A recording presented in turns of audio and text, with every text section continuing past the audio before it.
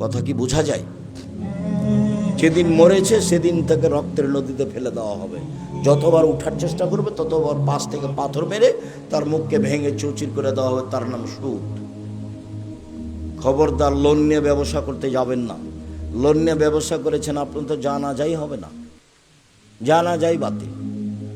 মওলানা সাহেব করে দিচ্ছে, এখন মওলানা সাহেব করে দিচ্ছে তার কি করা যাবে? লোন ব্যাংকে চাকরি করে, 50 লক্ষ টাকা লোন নিয়েছে, 5 তলা একটা বাড়ি করেছে, লিফটে উঠে আর নামে, বউ খুশি, ছেলে মেয়েও খুশি। এখন ওর বাপ মারা গেছে, তো মক্তবের মসজিদের ইমাম যে ইমামতি করে দিয়েছে, বাস সমস্যা শেষ। এখন আল্লাহ রসুল বলছেন, এই শোনো, এই লাশের ঋণ আছে নাকি? জি। কেউ পরিশোধ করবে? কেউ দাঁড়ালো না। তখন বললেন যে থাকো, আমি গেলাম। যার ঋণ আছে তার জানাজা নেই, জানাজাই নেই, তার নাম ঋণ। আল্লাহ রসুল সালাম ফিরার পূর্বে বলতেন, আল্লাহুম্মা আউযু বিকা মিনাল মা'সি ওয়াল মাগরাম।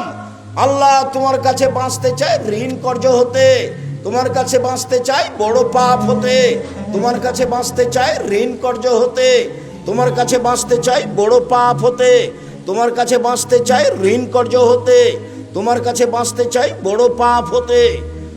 হারামের যত পথ রয়েছে উপার্জন হিসাবে, সুদ তার সবচেয়ে বড়। রাসূল সাল্লাল্লাহু আলাইহি ওয়াসাল্লাম বলছেন, লা ইয়াদখুলুল জান্নাতা জাসাদুন গুযিয়া বিল হারাম।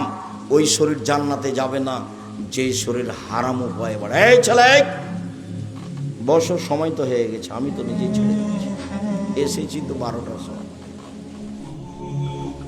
রাসূল সাল্লাল্লাহু আলাইহি ওয়াসাল্লাম বলেন, লা ইয়াদখুলুল জান্নাতা লাহামুন নাবাতা মিনাস সুহতে।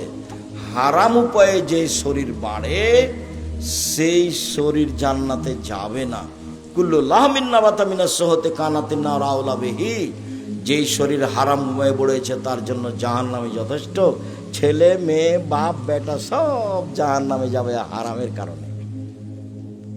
আল্লাহ রাসূল বলছেন, যে হার উপার্জন করে তার তার কাপড় হারাম, তার খাওয়া হারাম, তার পোশাক হারাম, তার জীবিকা নির্বাহ হারাম, তার দোয়া কি করে কবুল হতে পারে? দিন রাত দোয়া করলে কবুল হবে না, সব বন্ধ হয়ে গেছে।